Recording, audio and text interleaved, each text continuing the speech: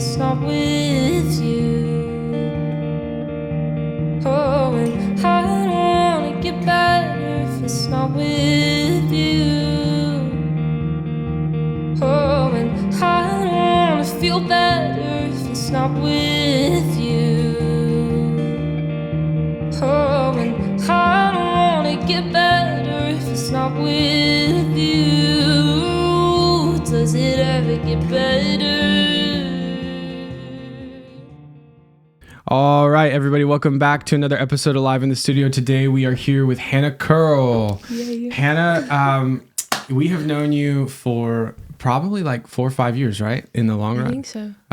So I always stop myself from doing this, but because I always want to introduce everybody, but I shouldn't introduce everybody. No, you should let them introduce yourself.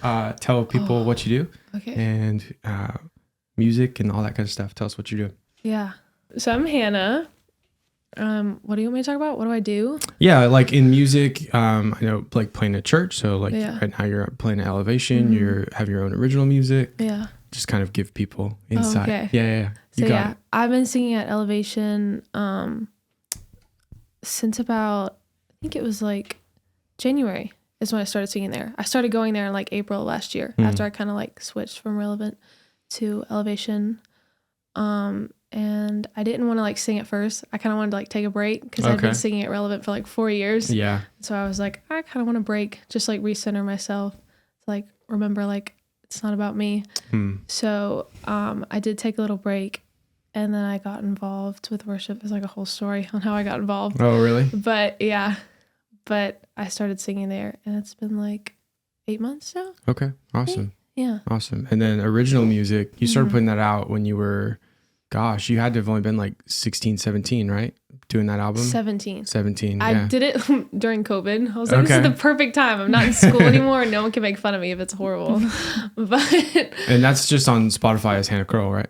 I think it's on everything. Everything is Yeah. Hannah Curl. Sorry. I think so. I only really go to Spotify now, which is sad because I used to hate it. But ironically, the two mediums I listen to music are Spotify or physical CDs. Those are my two. I either buy it on Amazon or eBay, or I just stream it because that's the plan I pay for. But. Yeah. So you said it was quite the interesting process. Tell us about getting into Elevation and what that was like. Like, what's the story behind that? Well, so I started going with my brother and his like ex-girlfriend, and she was like, you should like join the worship team. And I was like, like, I don't know, like, if I want to do that right now. Like, also I thought of Elevation as like this like big, like, grandiose thing. Yeah. And I was like, whoa, new. But she was like, you should at least talk to like the worship leader at Gaston, like Mike. And so I like talked to him, and he was like, yeah, you thinking about joining? And I was like, no. And he was like, oh, cool. I feel like that might be an appealing thing for them. You know what I mean? Because there's like so many people that go there and are like, oh, I'm here to join the team. And they're like, slow down there, buddy. Yeah. And like for somebody, especially like younger and like confident enough to be like, no, I'm not really here for that. I'm just, somebody told me to show up. So hi, my name's, Yeah. I bet you there was probably almost like I wonder like a little bit of that, like not wanting to get, like, would you say you kind of like were like a rejection of like even the idea of it right away? Yeah, kind of. Yeah. I was just kind of intimidated by it. And also I was like, I knew I needed to take like a break. Yeah. How long of a break did you take? Just curiosity.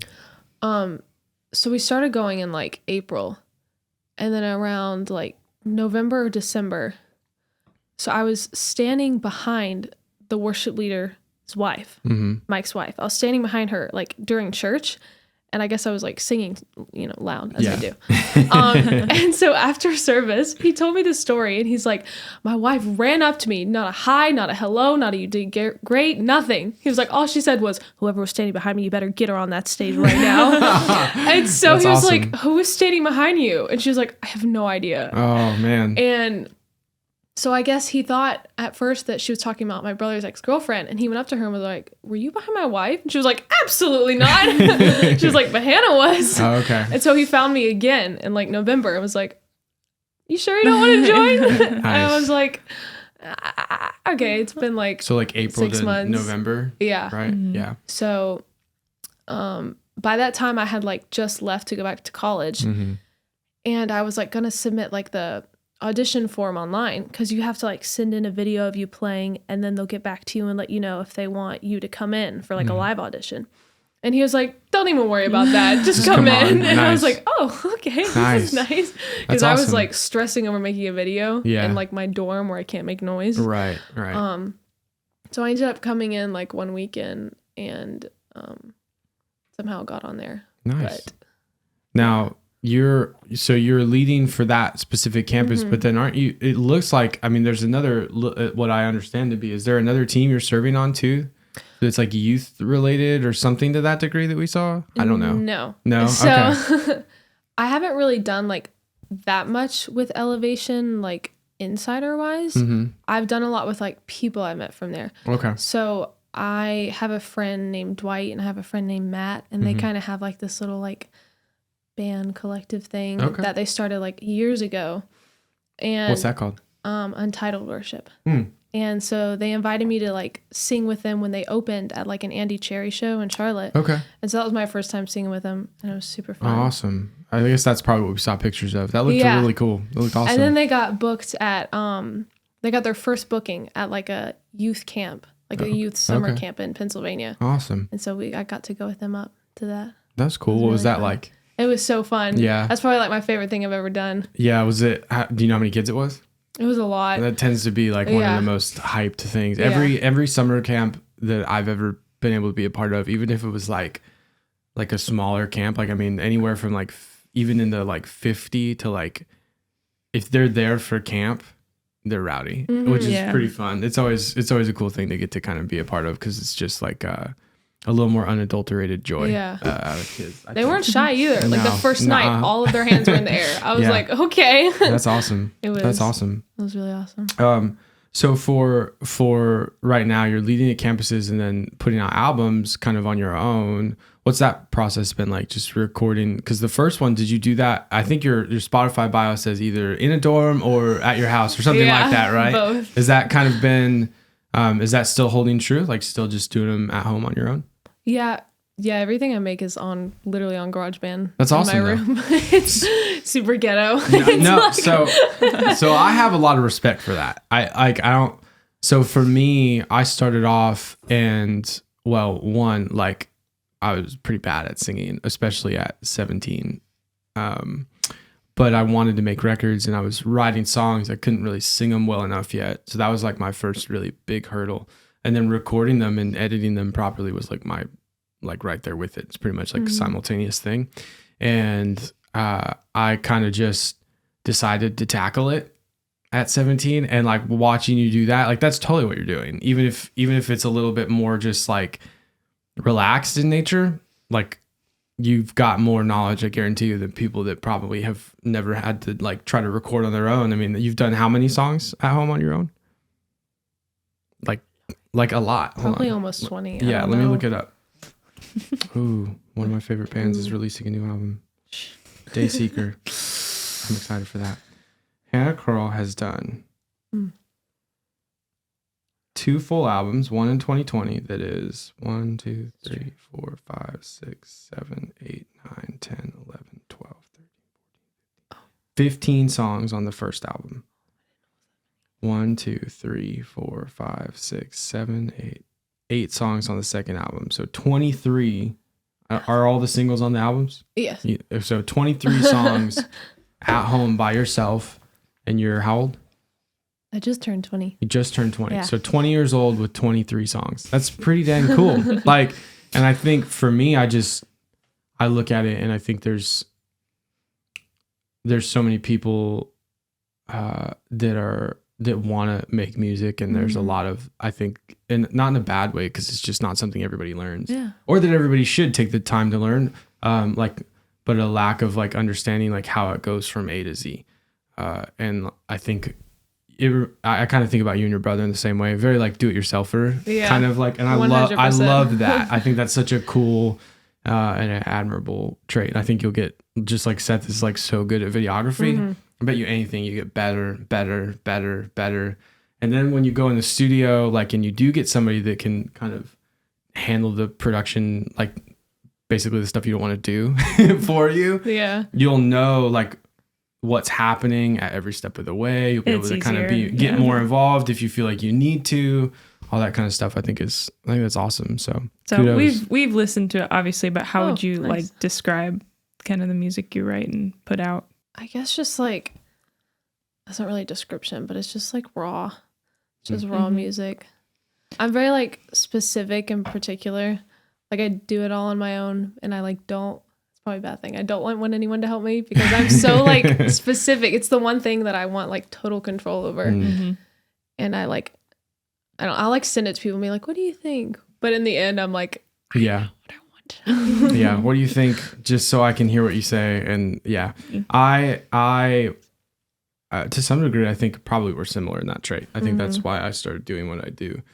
I think I spent a little more time. I feel like when I started ability wise, like I wanted to develop it so much that like it was never good enough to put out. And I think that cycle kept me for like a long, long time. Same. Which I wish I didn't.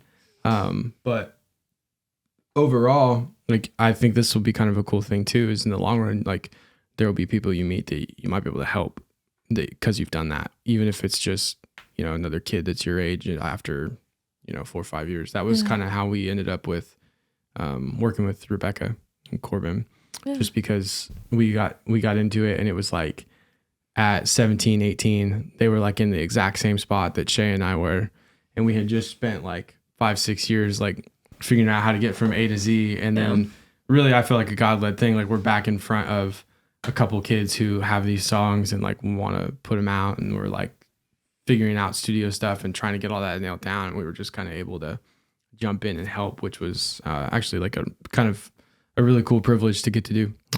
Quite frankly, though, GarageBand's gotten pretty good. Yeah, like, I have no shade. I have no shade on GarageBand. Not even a little. I think it's awesome. The last time I opened it, I was like, they put a lot more stuff in here than in, the last time I looked in 2009 or whatever.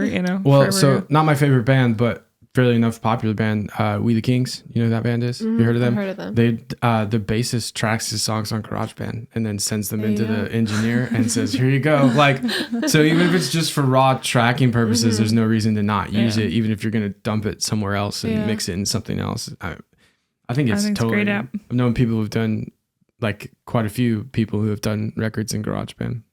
So we have what we call our branded question. We try to ask it on every episode, although we forgot randomly on one of them. Who was that for? Was that Kensley that we forgot to ask? Yes, I felt so bad. We rephrased it differently. So we're going to have to figure out how to work that one out. But the branded question is, what does music mean to you? I hear this all the time. Every time you're on my Instagram feed. Yeah. I don't even know how to answer that. Okay. What are some things it means to you? I would say it's just like my outlet, like my source of like coping with the good and the bad. And it's like the one thing that I know I can run to, and that doesn't like stress me, I guess. I don't know. So for your writing, like, well, I'm kind of curious to know just in the background when right now you're writing, obviously you're writing your songs, which are, I hate the word using it because it's really just you're writing songs about your life, but like secular songs, if you will. Yeah. Do you write worship songs behind the scenes too? So, with the band that I was talking about earlier, Untitled, we actually did like a writing session the other week, and I helped write one of the songs. So that was like my first time ever like writing worship. So it was different, but I liked it. Was that like one of the first times co-writing too? How was that?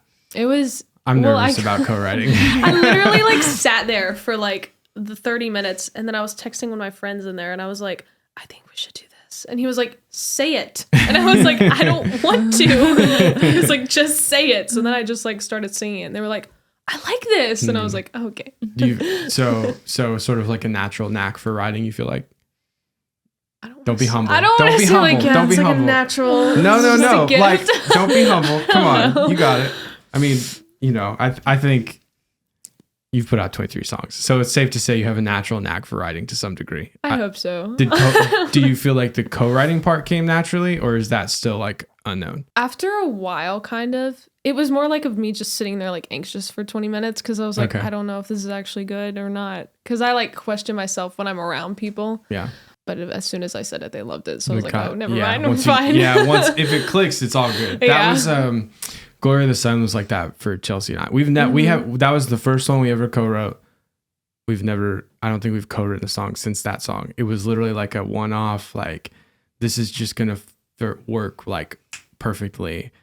And we were like, whoa, what just happened? That was pretty cool. But very rarely does it happen like that. I'm super thankful for those when they do. Let me ask you just kind of about growing up. How'd you get into music and guitar? Because I know we were talking about guitars out here. What was like the first delve in? Was it guitar? Was it vocals? What was that process like? It was definitely vocals. So like no one in my family's musical. So I didn't like have like the encouragement from anyone or anything. I just kind of, I started singing in like probably 4th grade when I like auditioned for like the school play or whatever. And people were like telling my mom, they were like, she can sing. And my mom was like, really? Like, cause mothers are just like, oh, my baby, you're doing so good. But I think that was when like I started hearing that I could sing and I was like, oh, cool.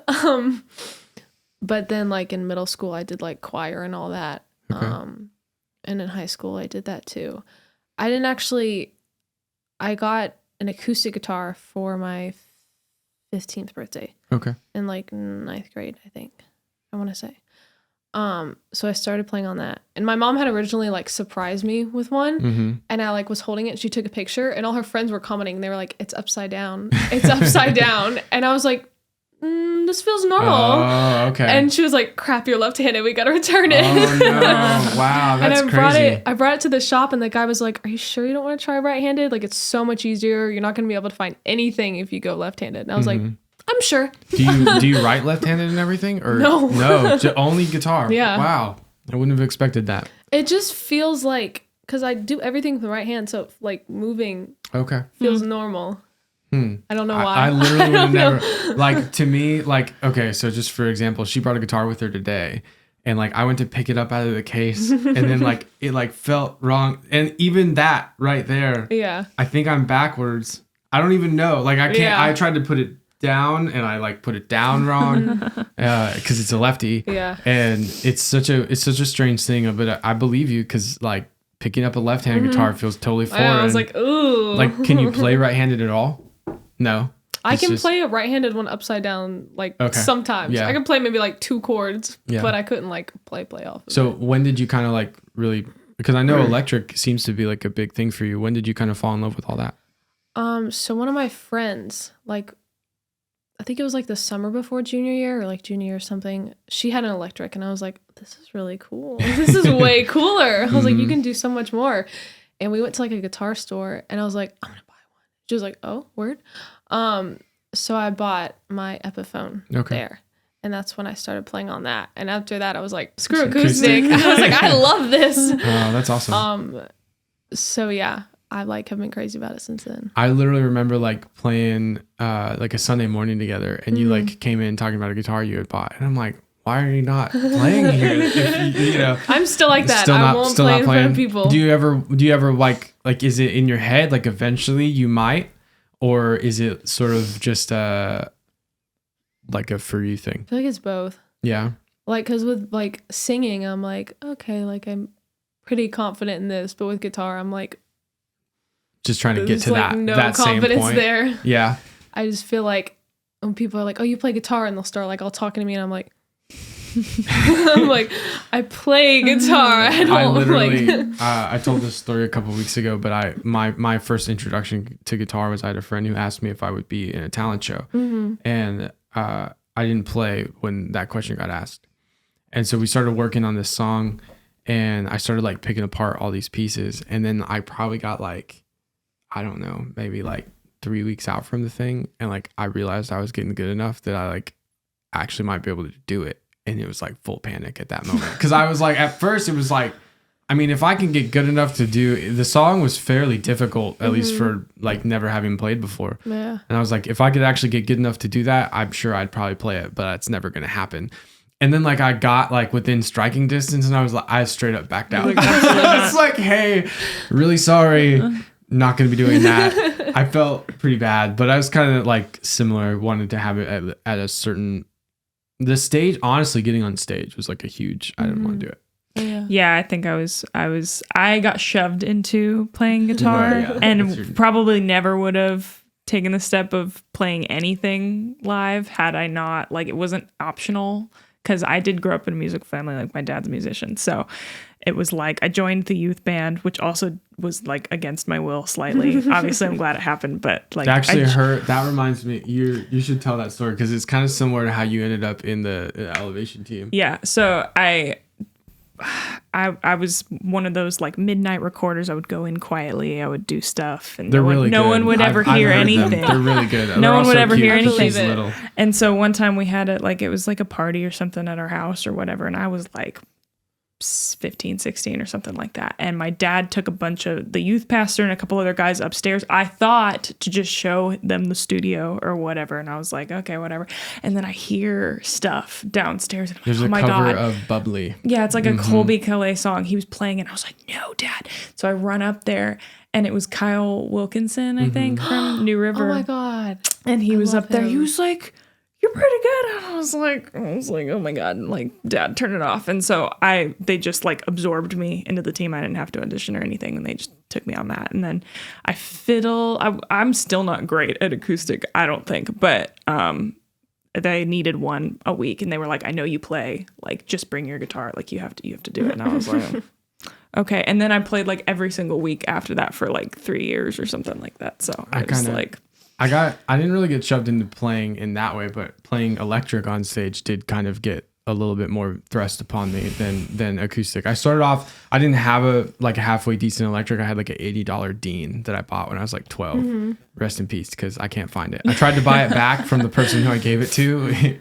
somewhere in Oklahoma like about a year ago. I couldn't find it. Supposedly it got lent into a church, so hopefully it at least got used.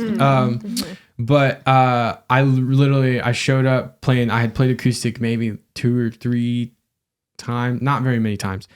And the worship leader, this is over at, well, he's not there anymore, but it was at Life Point Church. He literally was like, okay, so I need an electric player in like 3 weeks. I'm sending you home with all this. And it was literally like, here's an amp, here's a pedal board, here's an extra guitar if you need it. You're playing in 3 weeks. It was like, just here's the parts. We're giving you, I think it was like like How He Loves. There's an older song called like All Because of Jesus. Couple songs with like some very just maybe The Stand, like early 2000s worship lines. Yep. And it was literally like 3 weeks, learn them. And I just showed up and like had the bare minimum ready to go, and like had fiddled around with this pedal board, which was actually a pretty cool thing. Like looking back on it, I'm glad that happened because it really kind of defined a bunch of stuff moving forward for me. But are you hoping to one day do that to someone else? You find a kid who's like decent. You're like, I mean, maybe my own kid eventually. I'll be like, you're playing in 3 weeks, but not. I don't. Like 2 years old. The closest I've had to that, and it was not about ability at all, was when we put the Relevant record out. Corbin, I was like, hey man, like I can't play lead for all these because I'm singing for a bunch of them. Do you think you might want to sit down and try to learn them all? And so we probably met back to back, like week after week for what had to have been like 12 or 13 weeks, just going through every part. I didn't even remember them all by the time, because it's like 12 songs of just tons of guitar parts. That was quite the endeavor. I wasn't going to do it, so. Let me ask you this. In regards to your voice, how did you develop that? Because like, so from our perspective, or at least mine, I should say, I remember walking in like one of the first times, it's like, you take like, I felt like it was like a challenge, like whatever high note there was, you were like, we're going to top that this week. So kind of like, what was your kind of relationship kind of developing that? And when did you kind of realize like you could really go for some of those crazy notes? In like high school, because I was in like a very like the Corlears, like a very competitive choir. And he would like keep pushing me, and he's like, you're still in chest voice. And I'm like, oh, cool. Like I didn't really know. But I guess like through that, I kind of learned like, that's like my strong suit is like kind of belty. But like lately in the past like 2 years or so, I've kind of been learning like I also have like a soft spot like in the middle, like just quiet, chill. Yeah. Chill, Hannah. And I've kind of been like into that. I've also been like growling lately. It's super fun. When did you realize like you were pretty naturally? Okay, so there's a story here. There's not really a story. I like I had like a reverse development in it. Like I was an obnoxious kid who would sing all the time. Same. Every single song that came on the thing in the car I was singing harmony to in like weird voices and stuff. Like I was obnoxious. And then I hit like 13, 14 and became so shy. So I like almost like got less comfortable as time went on. And if you had asked me in early high school, like, can you sing? I would have been like, no, like I'm not good at singing. You know what I mean? Like I can hold it. I'm not tone deaf, but I'm definitely not like ever going to be like that kind of thing. And so it took a lot of people telling me that for a while for me to be like, okay, I guess I'm not that bad. But if you had asked 10-year-old Shaylin, I'd be like, I'm going to be a rock star one day. I would have probably said the same thing. Yeah, definitely. I think I would have said I wanted to tour. I don't think I said I would have. I would have I wanted to play guitar. That's all I wanted to do when I first started, which was very me. I was just like, any guitar riff I could find, like try to pick it apart. Could I learn that? Nope. Can I learn part of it? Yeah. And then I learned like whatever part of it I could play if I couldn't play parts of the song. Yeah. And then the singing came with like joining bands. I joined a band that had a vocal, and one of them was a Winthrop graduate for voice. And so it was like I started taking vocal lessons because it was weird. I like almost started writing before I could really sing a lot of what I wrote. Like I could sing it, but like it was more like I could hear what the melody should be or what I wanted it to be. I think from playing lead a lot, like I had an ear for picking out like what's a cool melody. But I could not get my voice to do it for like probably 4 years at least before it started to even sound like anything. As far as like influences go with your voice, was there anybody you were kind of looking up to as far as like, either other artists or just people that inspire you or people local? I feel like my music taste and listening and the way I write is like kind of different. Like, cause like listening wise, I'm like hard rock. Okay. But then when it comes to singing like my songs, it's like, so it's like a little different. Do you pull from that though? Sometimes. Yeah. I kind of pull from like Phoebe Bridgers vibes. Okay. I have no idea who that is. Good to know. Good to know. Yeah. Also like Gracie Abrams. Probably don't know who that is either. Do you? No. Okay. Just like we will look it up after. Songwriter kind of vibe. People watching might know. Okay. Yeah. Maybe. But yeah. Nice. Yeah. For me, it was kind of similar. I pull like the genre I grew up listening to was all metal. And then it's like, I realized like, you're probably not playing that in the long run. So like me personally, so it was sort of okay. And then I like maybe, especially trying to learn to sing well, I really started looking for like, what are songwriters that actually kind of inspire me to do something I might be any good at. Because I realized at a certain point, like I'm never going to sing for a metal band, or I'm never really going to play guitar for that. Or at least I don't really want to, I should say, probably is a real meaning. But I love songwriting and how can I develop that? And it was, I had two really big ones. City and Color. I don't know if you know who that is. He's in a band called Alexis on Fire, but his name is Dallas Green. He did an album with Pink. He judged Guitar Center's songwriting contest a couple years ago as well. Just a crazy good songwriter. Very like started off very like acoustic Americana kind of stuff, and then kind of there's a blues rock album, If I Should Go Before You. It's my favorite one. And then Colony House is another really big one. Yeah. They're really cool. I don't know. I kind of sang, or at least I listen to harder music now because of you. Because when we started dating, he'd basically started to ask me about like all these 90s bands, and I'm like, I have no idea who that is. I was like, I know who Nirvana is, and I know who like Linkin Park. That was the extent of my knowledge. So you educated me on that. So I listen to some harder stuff now, but growing up, I definitely listened to what I sang. Like it was like jazz and pop and her dad was a saxophone major, so she kind of grew up listening to jazz all the time. Like there are videos of him in like jazz ensembles from like the mid 90s. I find that stuff fun. I mean, killing it. It's awesome. But I think it's influenced our sound overall. Yeah. Because it's sort of, at least for Alder Rose, for like the band, it kind of takes a rock element and a little bit of a jazz element, especially to the vocal approach, I should say. I can't sing straight rock. I have no grit, not enough grit for that. So when we kind of already asked this, but I'm just curious. So when you record your album, what is your what does your production process look like? So you're tracking vocals. Are you opening a room? Are you like are putting blankets up? Like what are you doing to make your sound happen?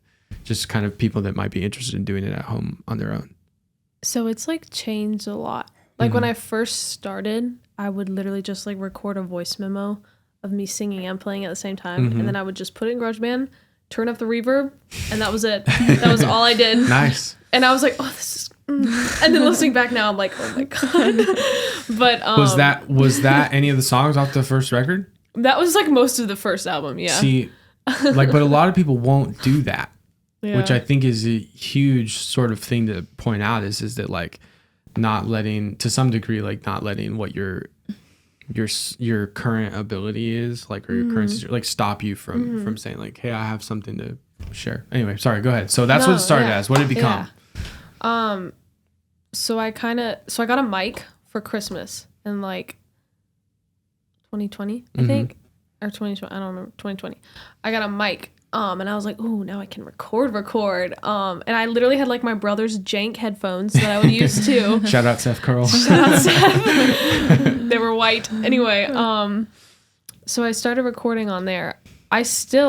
This is ghetto. I still don't like have like a plug-in for my guitar, so I still will record my guitar on voice memos and then put it in there. Okay. But I have a separate track for vocals now, so I feel like I've evolved a little. Nice. But then with like the last 2 songs in the newest album, I actually like played around with like effects a lot in there and like learned how to like add like echoes or like cut. I don't even know what they are. I just know it sounded cool. Delay. Reverb, yeah.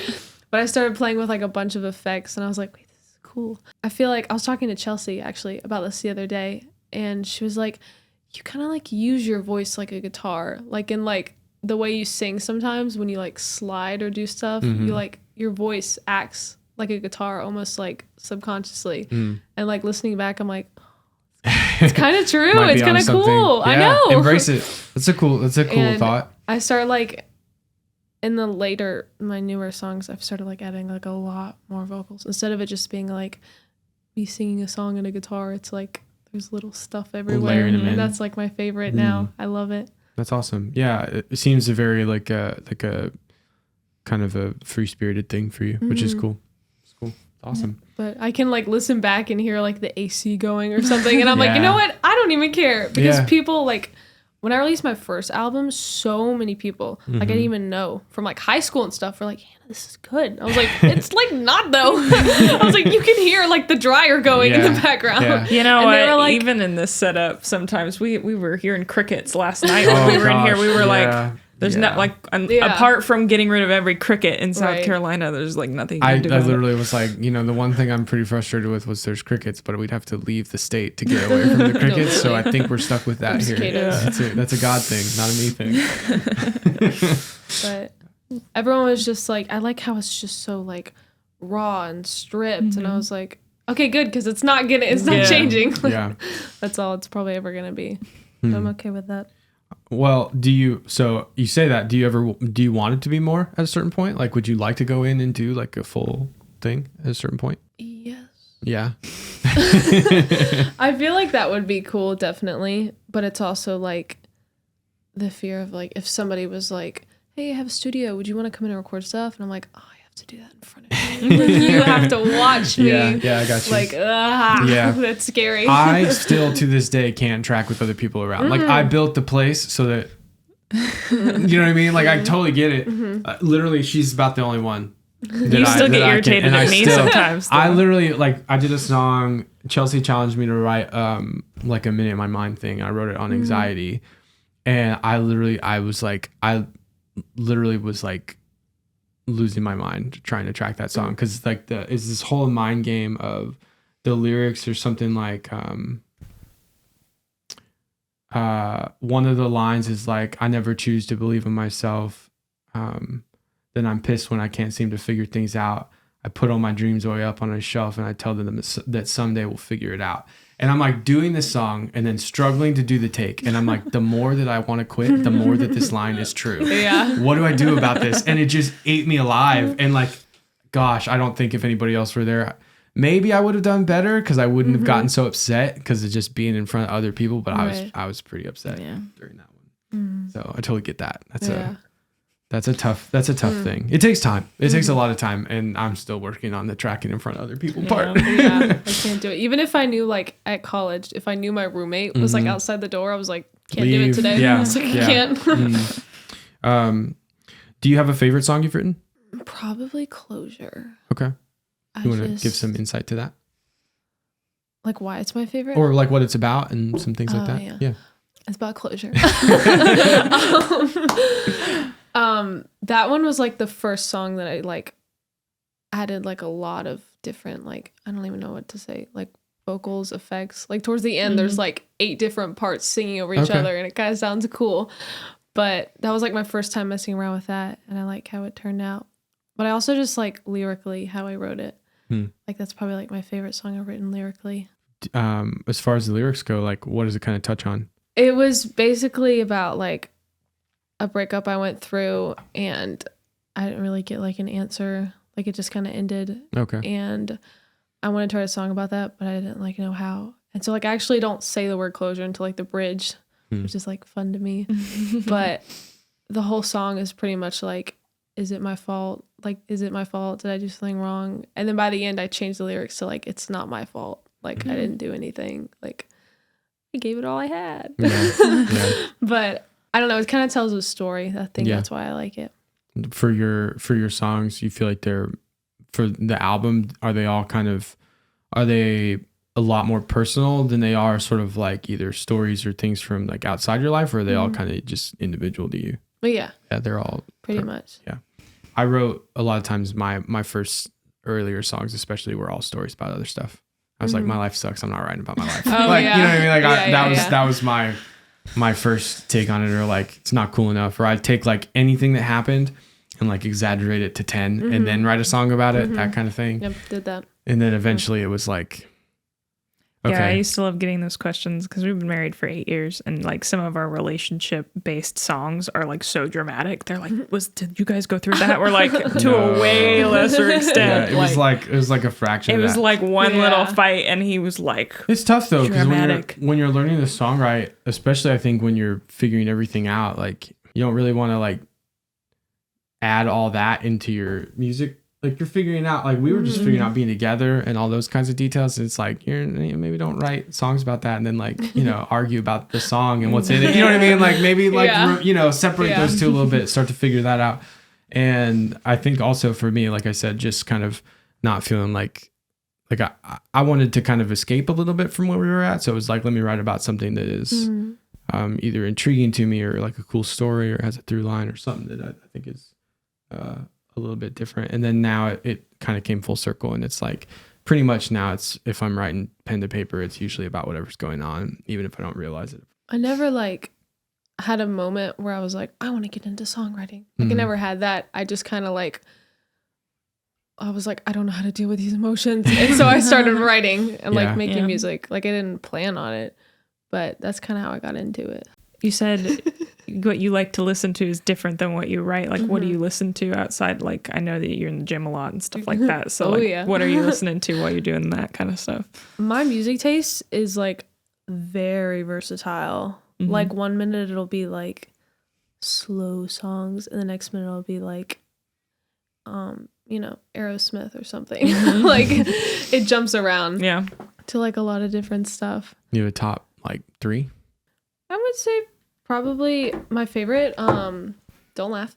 My favorite band is Rainbow Kittens Prize. Okay. 10 out of 10. Do you know who they are? It's a shame. That's a shame. Every time I tell somebody, they're like, huh? Rainbow Kitten Surprise. Yeah. Okay. Favorite band. After that would probably be like Current Joys. Okay. These are all like indie bands, I guess would be like my top taste is what you describe it. But yeah, also like Mac DeMarco, Tyler the Creator, like all that kind of awesome. Vibe. Awesome. I don't know. Yeah, it's interesting because there's so much new music, and you're 6 years younger than us, almost 7, because we'll be 27 this year. And it's like, at a certain age, I tried to keep up with new music, every single time it came out. And now I really just keep up with new music from the bands that I listened to when I was like 20. So it's tough. I'll find a new one once, twice a year that I like really stick to. With social media, it's weird, right? Because someone will be like, I really like this band. Have you heard of them? And I'm like, no. And then I'll look them up and like 3 of their songs have gone viral on TikTok. And I'm like, oh yeah, I do know this band. You know what I mean? But like I would never know what they were called because it's just, you hear the like 15-second clip online and you're like, this is a cool song. But you never hear, anything about it again. So it's a little weird these days. Yeah. Well, so we're running low on time, so I'm gonna wrap this up. But I've got 2 questions. First one, what do you hope to see happen in the next 5 years with your music? I am like, one thing about me, I'm terrible at planning. Like I hate like making plans or like thinking ahead too big because then I don't want to like, because I know if I make plans, God's gonna be like, that's not happening, and I'm gonna be like disappointed. So I try not to like plan straight ahead. But like, I would like to be somewhere with worship if that's what I'm called to. And that's what I've really been feeling lately. Yeah. But I don't know about specifics. I'm kind of just going with the flow. Any like little things, like just dreams, like pipe dreams, like specific guitar, certain number of songs out. What would be cool? I guess like professionally producing like an album or something would be really cool to do. But like I have to let someone hear me sing. So that's like the problem. Give it time. 5 years. I know. There's plenty of time. You can totally do that. Is there like an elevation person you would want to like collab with or sing with or something? Like someone on their team? I don't know. Hopefully with like the apprenticeship, I'll get to meet more people. Yeah. But Seth is basically traveling with all of them right now, right? So proud of him. Is that what he's doing? He's on contract. And so he was the videographer for their tour this summer. Awesome. Amazing. Did he film the video of Chris having to tap the metronome? I don't know. That was so funny though. They put a clip of it and it was like, okay, that's pretty funny. But then they posted like the full thing and I was like, wow, that was a dedicated effort to get that done. So props. That's cool. So produce an album professionally in the next 5 years. What about a guitar? Do you have a dream guitar? I've been wanting, it's funny that you showed me that. I've been wanting like a Jaguar Jazzmaster for so long now. Okay. That would be like my next one probably. A lefty Jazzmaster Jaguar. Even harder. I tried looking at them and they're like 2,000. Hopefully one day it happens. I know. I never thought I'd get what the guitars that I have. I had like a one that I wanted to like get to. And then I was like, cool, I've arrived. And then, the Lord didn't stop blessing me at that point, so I ended up with a couple more, and it's a cool thing. It's really childish, but my initial take on guitars was like, if I use it for the Lord, I will get more. So literally, here I go playing this guitar on stage, and I know it's dumb, but I do think it's still kind of true. Like, so that's a cool one. That was me with my Strat. Okay, that was like my dream guitar. And I finally got it, and I was like, "Okay, next." yeah. All the guitar is such the toys. There's a reason for all of them, and I like. So I hear repeatedly. It's like I need this one. It's different than the other. The one I just got is a 12 string, and like that'll let me I'm excited to kind of take a 12 string and approach a worship tune, like to play a lead line with a 12 string. Because I don't think I've heard one. And if I have, I haven't noticed it. Maybe Holy Water is played with the 12 string. I wouldn't know. But it has that kind of like layered lead kind of sound. That's the only one I could even think of offhand. But anyway, so to close, we're having you play a song today. Can you tell us about the song and when you wrote it and kind of what it's about? Yeah. So I decided I was going to play Better. That's off my second album. It's like very boring guitar-wise. But I actually wrote it like my junior year in high school. I started it. I wrote like the first verse and the chorus. And then I kept trying to finish it. And I was like, this is just I give up. And so I like put it away until like a year ago. And my roommate was like, you should try to finish the song. And I was like, I can't think of anything. She was like, let me help you. And I was like, okay.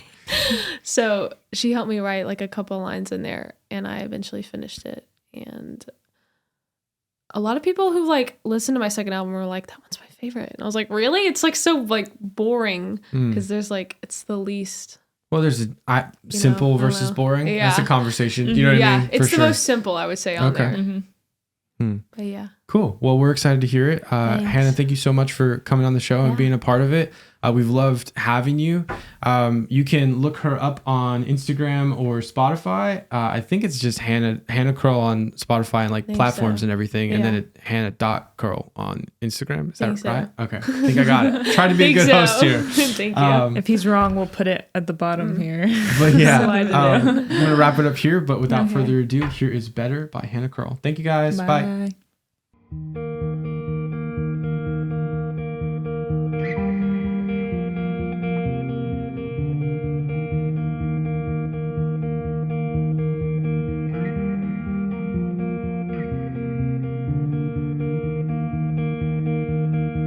Kinda scared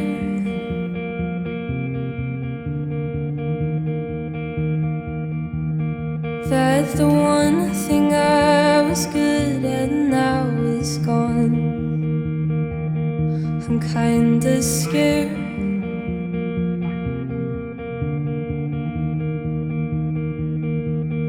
that the one thing that I wanted was always wrong. You make me scared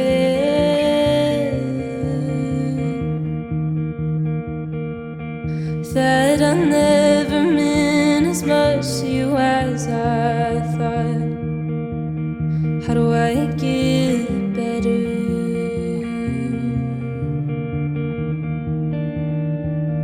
Does it ever get better?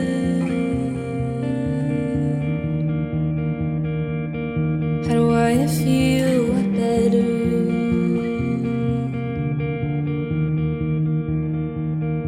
Will I ever get better?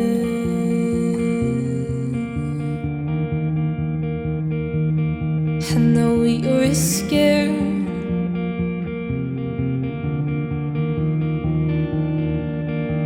I never thought I'd have to let it go so soon. I know you're scared.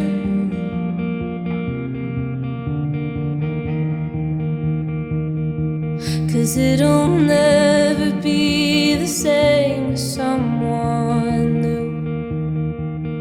I guess I'm scared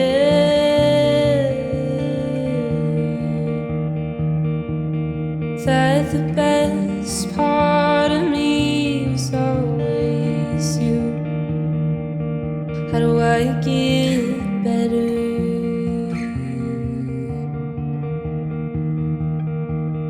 Does it ever get better?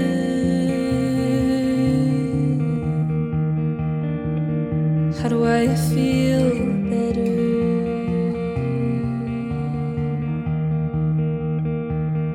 Will I ever get better?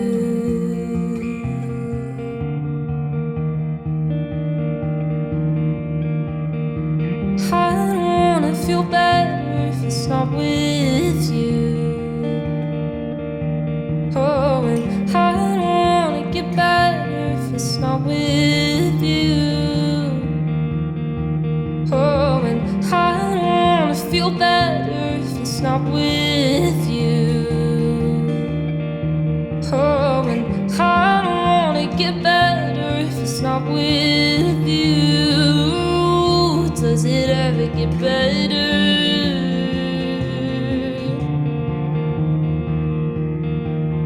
How do I get better?